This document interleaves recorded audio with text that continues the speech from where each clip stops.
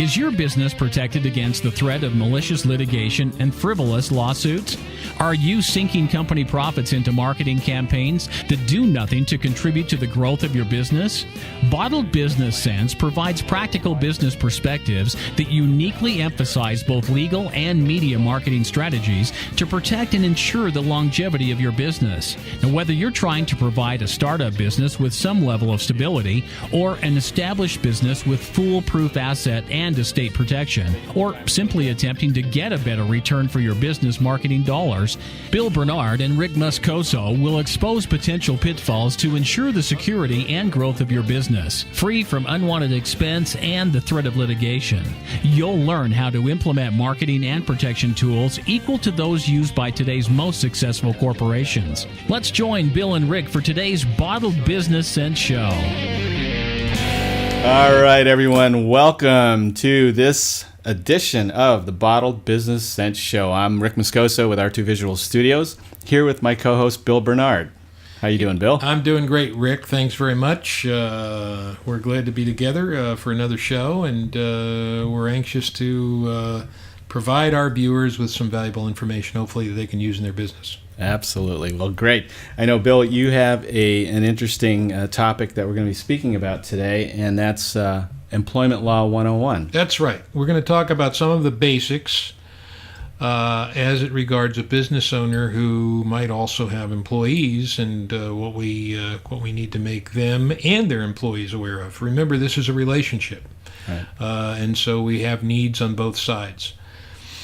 And so what I thought I would do is just give a general overview of what we were going to discuss today. And we're going to discuss kind of four areas briefly, and that would be 1, hiring and terminating employees, 2, benefits and compensation for employees, disability and workplace safety, and discrimination and harassment. So I think those are four major areas where quite a few lawsuits are filed. And of course, again, we're here to prevent malicious litigation, frivolous lawsuits.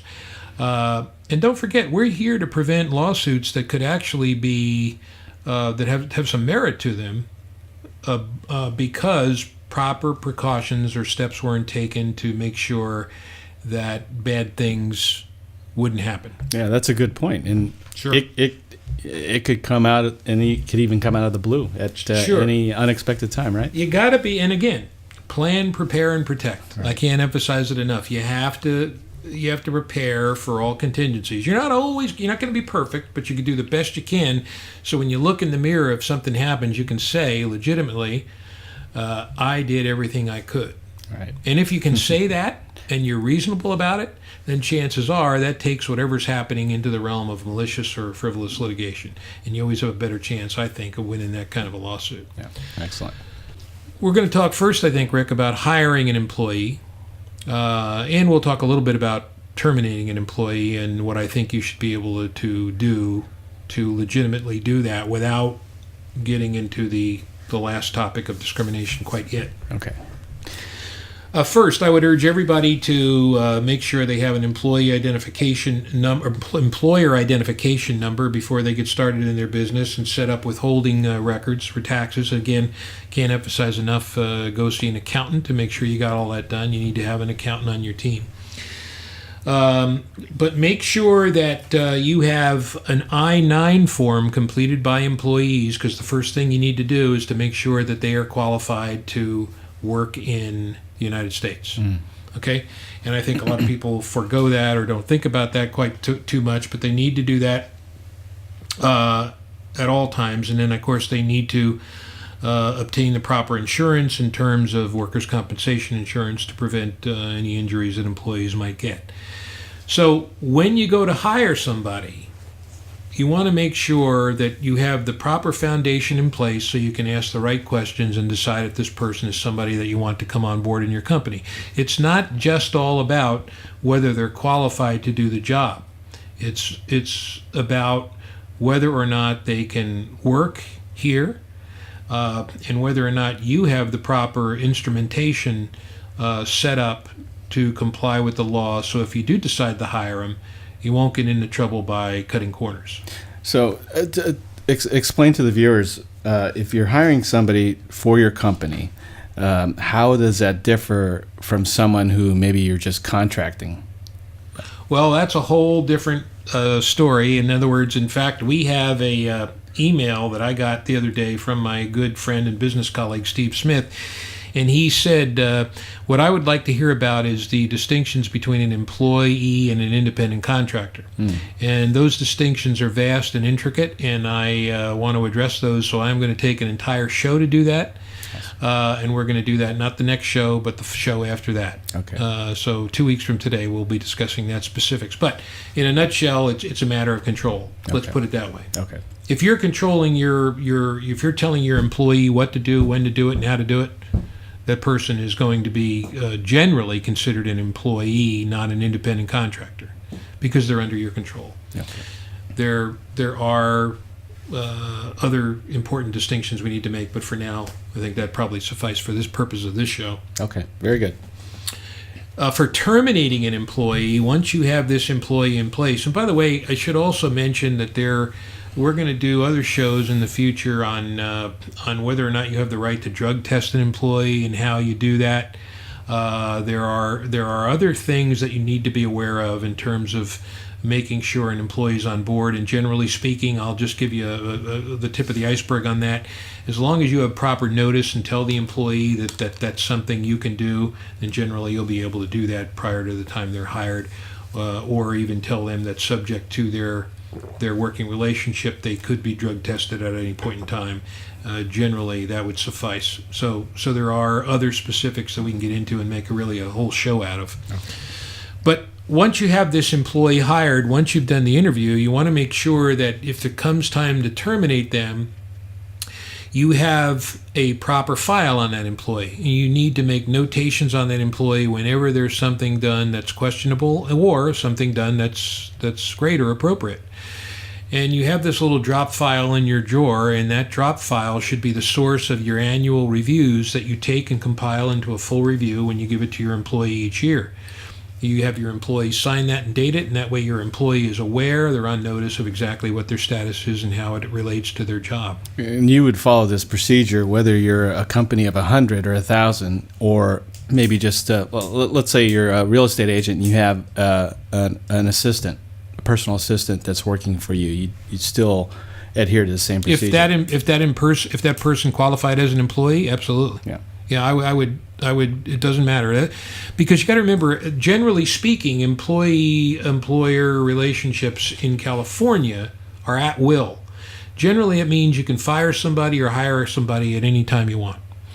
However, the way the law works in California is that if you work at a place long enough and you have a great track record, then what could happen is an implied in fact contract can be developed, and that means that the law might look upon that as, well, it's implied in fact by the way you've treated this employee that he now has to be fired only for cause and not at will. So what do you mean by implied? It means that it's implied by law, by your actions. Okay. So if you treat an employee a certain way and that employee has a long history of a working relationship with you, and they've gotten good reviews, and everything is honky-dory between you and that employee over an extended period of time, the law could interpret that as an implied in fact. It's implied, not written, it's implied by the actions of the employer and the employee that an agreement has been reached whereby they can only be fired for cause and not by an at-will relationship. So that's why, in an abundance of caution, you want to keep the drop file on each employee, and you want to do annual reviews. Okay, that's an important area. I also want to talk about benefits. There are a couple of agencies. There's what's called the Department of Labor, U.S. Department of Labor, and there is the FLSA. And the FLSA is the Fair Labor Standards Administration, and they basically say, okay, here's what we need to make sure of in terms of what an employee deserves or doesn't deserve. And we also have the FMLA, which is the act that applies to family and marital leave. You have certain rights for family bereavement and for pregnancy to have time off. You have to be aware of these as an employer. Generally speaking, I think where people go most awry is where they try to they don't provide breaks or lunch meals or lunch periods for their employees. Now, technically speaking, it's been said for years that there's no mandatory requirement for any specific period of time. But generally speaking, 20 minutes for a break is given, and maybe at least a half an hour for lunch is given. The bottom line is, if you have a policy in place and you don't follow it, that could provide you with some problems. Okay. So if you're an employer out there and you have employees working for you, are you required to provide benefits to them? Well, it's a good question. And when you say benefits, I think you're talking primarily about health benefits. As you know now, based on the new law, as a result of the Affordable Care Act, there are certain requirements that require you to provide employee health benefits when you're over a certain amount of employees, a certain number of employees. And so that all comes into play. But I think what we're trying to discuss here in terms of benefit for purposes of this show is, what benefits are they provided that either you implement pursuant to a policy you have at your workplace, or that's required by law? Family bereavement, pregnancy leave. You can't terminate somebody because you won't give them time to bereave for a loss in their family, or because they're pregnant and they have to have time off. Mm-hmm. Likewise, if you have a policy, a certain lunch policy, or a break policy, that's got to apply equally to all employees. You can't discriminate and say, okay, well, employee A gets 20 minutes for lunch and employee B gets a half hour for lunch. Generally speaking, you're going to have to be uniform across the board. So as an employer, if you did not adhere to this or have some kind of standard policy to address these things, an employee could actually bring I know what suit, I know what you're right? going to. You said it. Employee can bring a suit. Look, an employee can bring a suit for any reason, any time. Doesn't always mean they're going to win. Mm-hmm. But do you expose yourself to a potential lawsuit if you treat employees unequally?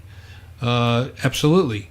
Do you expose yourself to a lawsuit if you violate federal and state standards in the workplace? Absolutely. So the two things we've touched upon thus far are making sure you employ good practices in hiring employees, and make sure you have a backup in case you have to terminate one.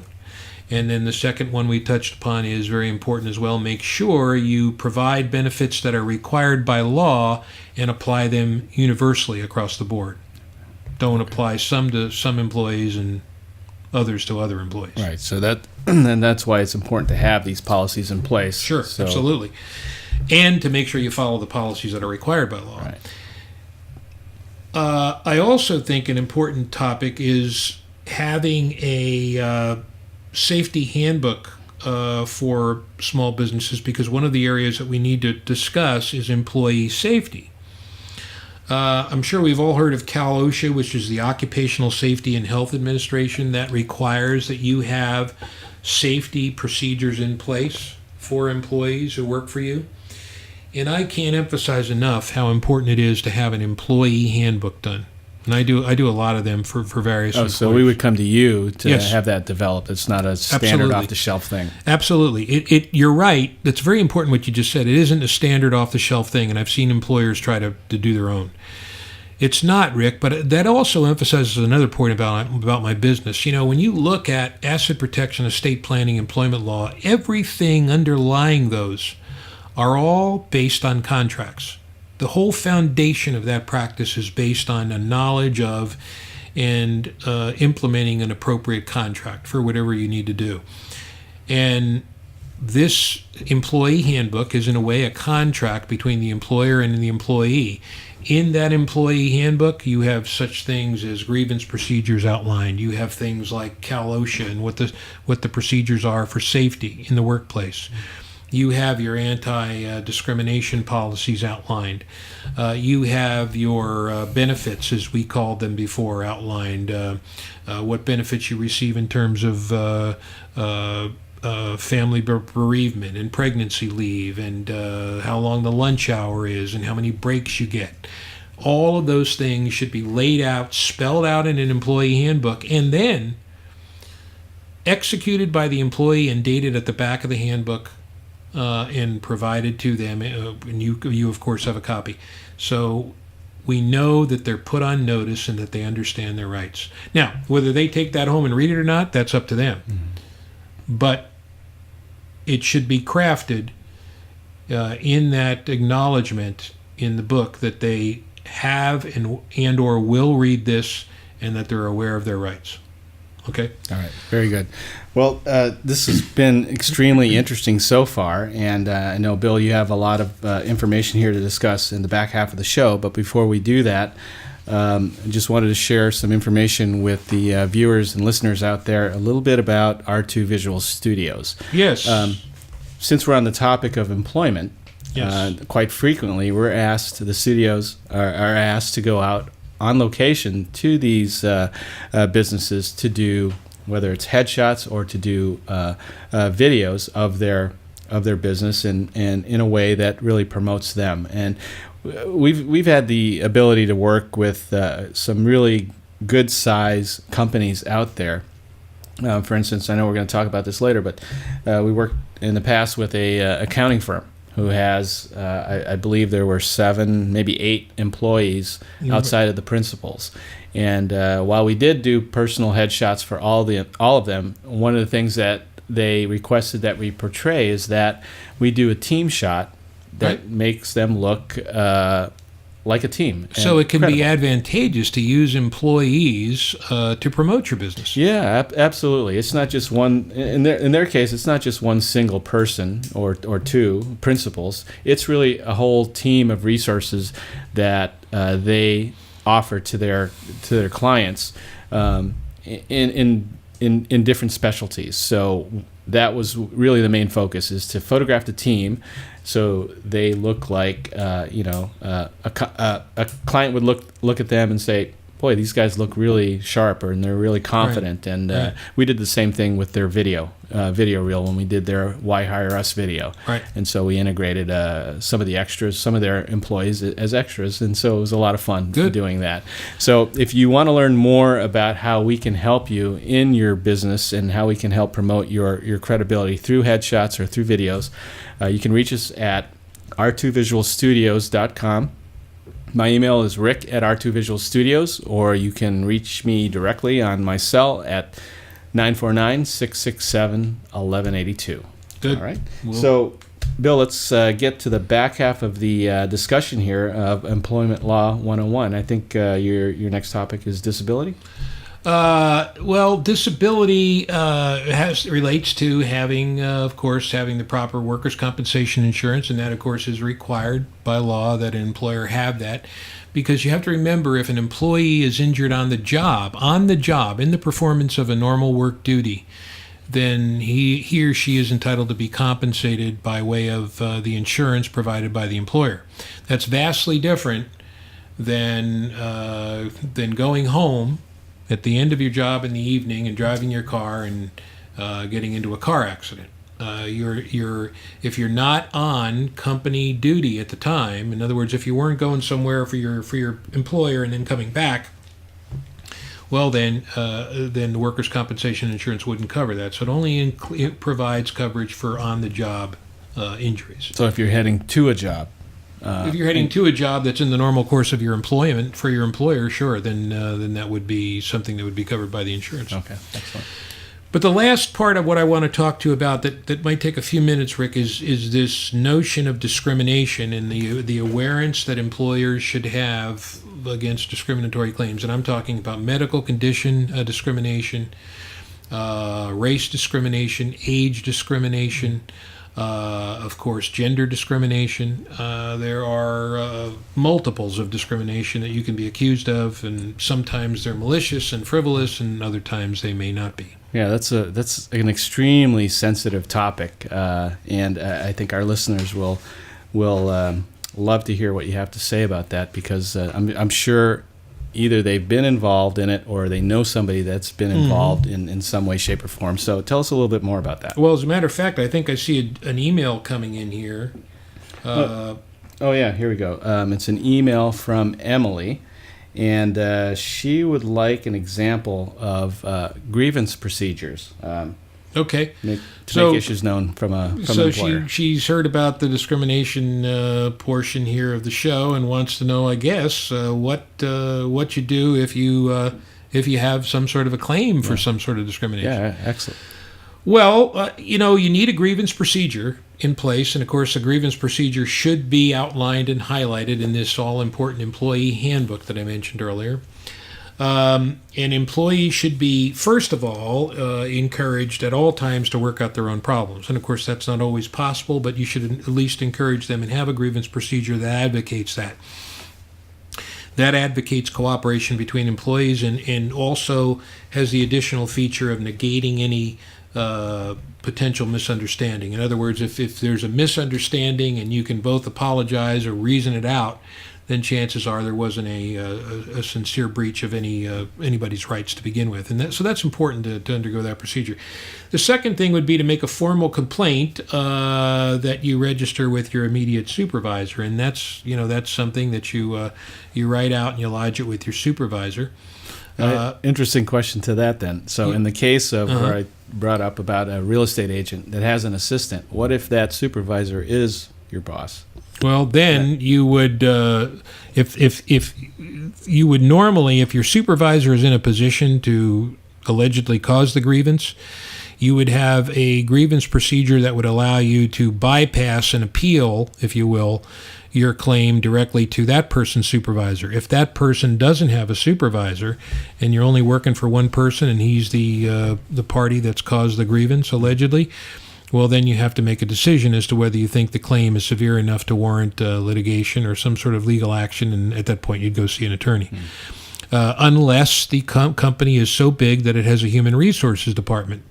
If that's the case, then you may have this one person who's your one and only supervisor, but the company is big enough that has a human resources department that people go to legitimize, if you will, their claims. And then they go and they take the grievance procedure directly to that human resources department and bypass the supervisor the same way they would bypass the supervisor if that person had his own supervisor and you go directly to them. So bottom line is, if a supervisor is responsible, you go to his superior.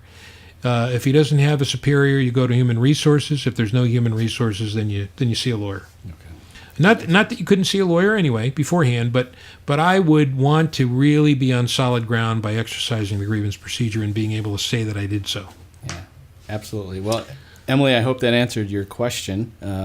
Bill, you have some more information? Well, I think the one thing we need to touch on, too, is to make sure that in this grievance procedure, the employee is aware of the fact that they will be free of any retaliation for having to make this grievance. Because let's face it, if somebody believes they're discriminated against and they make a claim, and it does involve their superior, or even if it doesn't and the superior is just ticked off that they brought the claim, that could lead to a retaliation claim. So in other words, you could be retaliated against by being treated differently or more harshly in your job because of the fact that you brought a grievance procedure, and that could really open up a whole nother can of worms on top of any legitimate discrimination claim that the person might have. So if it got to that point, what options does the employee have? Well, the same way you start a grievance procedure for what you believe to be retaliation. And you start there, and if you feel at some point no one's listening to your claim and you undergo the grievance procedure, you bring it to your supervisor, you appeal it, bring it to his supervisor, Or if the supervisor's at fault, you go directly to the above supervisor, or you go to human resources, whatever the scenario might be that we've discussed.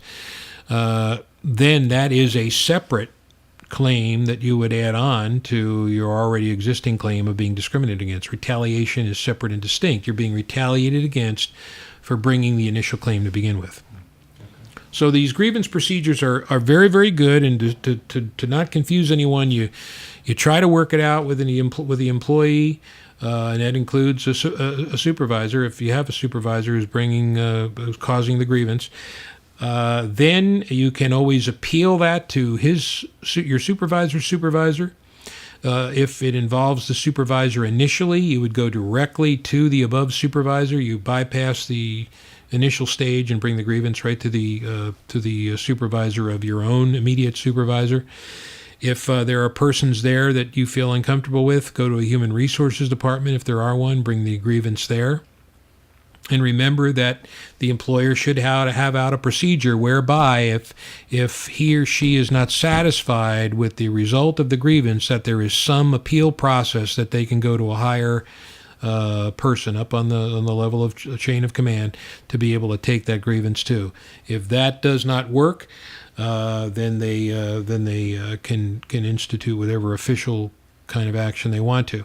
They should also be aware, Rick, that you're perfectly entitled to have other employees back you up and to discuss what you believe happened to you, and that those employees are free to come forward, and that they should not be retaliated against as well for doing so. Right. So as an employer, then, what I'm hearing is that whether you're a large company or especially a small business owner, that you have employees working for you, that it's really of utmost importance that you have these procedures set up and have the proper documentation, so your ducks are in a row. Sure, absolutely, and so you're preventing this litigation that might arise.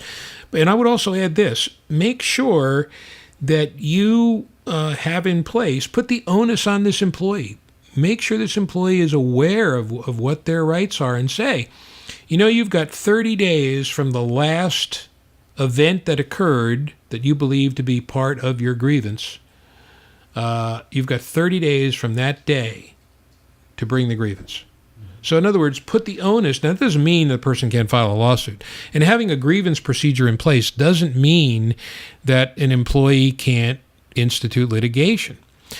What I'm saying is, for the benefit of the employer, our small business owner, as long as he has these things in place and he requires the employee to follow them and the employee is on notice of them, it puts the onus on the employee to explain at a later date, why wouldn't you take advantage of this? How legitimate is your claim if you're not even going to go through the grievance process, and now all of a sudden here we are in court, right? So it protects and helps the employer, and it makes sure that, as you say, they have all their ducks in a row. Yeah. Exactly. So folks out there, if you are an employer and you have any questions regarding employment law, Bill's the guy to contact, and what's the best way to get a hold of you? That would be at my phone numbers, which are 949 area code 413-6535, 698-6222. The website is wfblegalconsulting.com, and the email would be bill@wfblegalconsulting.com, and I'm happy to help you out in any way I can. Any final thoughts, Bill, before we talk about what's coming up on our next show and some future sponsors? Just to plan, prepare, and protect. Don't wait till the lawsuit comes. Make sure your ducks are in a row, and make sure that you've done everything to where you can look in the mirror and say, you know what? I feel comfortable. Whatever happens from here on out is going to happen because I've taken care of what's in my control. Mm-hmm. Well, very good. Excellent talk today, Bill. And again, if you are an employee, or I'm sorry, an employer, and have legal questions regarding employment law, please contact Bill at the appropriate contact information. Okay. Bill, we have a new sponsor. Yes, we do. We have. Remember, we've spoken at some length about how it's important to have a lawyer, an accountant, and a marketing person on your team in your business. And we have Masler and Associates, MASLER and Associates. In particular, Sharon Masler is an accountant that we've both dealt with. I know you've done work for, and so have I, and she's done work for me. And they have an accounting firm in the city of, is it Irvine, I believe? Irvine. And boy, they are top-notch, and they're excellent, and they can represent you from A to Z. What I mean by that is from simple tax accounting to intricate corporate accounting to representation before the IRS, if God forbid that's ever required. So unless the IRS loses your emails, and then I guess you're okay. But all kidding aside, Sharon is the best, and her company is fantastic, and we look forward to having her as a sponsor. And Sharon will be on the show here shortly as well. Yeah, awesome. Yeah, so we're looking forward to that. And also, as I mentioned, I think a little bit earlier, Rick, one of our business compadres has indicated that he would like a discussion on the show of the distinctions between employees and independent contractors, and he's looking forward to that. And that show will not be next week's show, but will be the week following next week's show. So we're looking forward to that. And we have a special broadcast for that. Yes, I'm glad you reminded me. I will. For those of you who don't know, I will be going for the next several weeks to my Hawaii office. And I do work in Hawaii from time to time and have an office there. So I will be there, and we will be broadcasting live just as we are now. I mean, we're going to be on the air, and you can see us and hear us. But it will be a little bit different because I will be in another location and not here in the studio. And you'll be able to get a free commercial for Rick's amazing work, because you'll see how he's going to set that up and what it's going to look like. Right, Rick? Absolutely. We're going to have an opportunity to see Bill in his Aloha office out there on the beach, right, Bill? Yes, don't feel too sorry for me, folks. I know no one believed him, but yes, I will be working while I'm there. Yeah, absolutely. So we're looking forward to that, and we're looking forward to next week's show, which is what? Yeah, next week. It's a carryover from the previous show that we did on 2 weeks ago. We talked a little bit about building your audience and how to do that. Mm-hmm. And one hot topic that I get all the time is that, okay, I want to build my audience, but how do I utilize permission marketing to do that? In other words, how do I use an opt-in to do that, and how do I measure my results? So we're going to take some analytics, right? Yeah. So we're going to take a look at how to set that up. We'll take a look at how to measure the results, how to tweak it, and how to benefit you to enable you to build your audience. Well, I'm really looking forward to that show. All right, I guess it's time to say goodbye to everyone. Hope everyone enjoyed the show, or and I think a better way to say it would be not just enjoy the show, but I really hope that you get something out of it, that you really think to yourself and say, maybe I learned something here or there from listening to the show. Because I've said before, my greatest reward is, when I teach law school, and when a student comes up to me and says, that really helped me, professor, that was great, and I really couldn't have done it without you, or whatever it might be, that has a tremendous reward attached to it. So we hope that you get some benefit from the show, folks. Yeah, it's the same thing with our studio. When we're able to help somebody out and actually produce a service for them, like a video, that actually draws in more clients to their business, then we know that what we've done is helping other people succeed. So I'm with you. Well, with that, we'll say goodbye for the day and look forward to seeing you next Tuesday at 10 a.m. And everyone out there, you included, Rick, have a great week, and we'll see you then. Awesome. Good having you again, Bill, and we'll see you in the Aloha State next show. Sounds good. All right. Take care. Bye-bye now.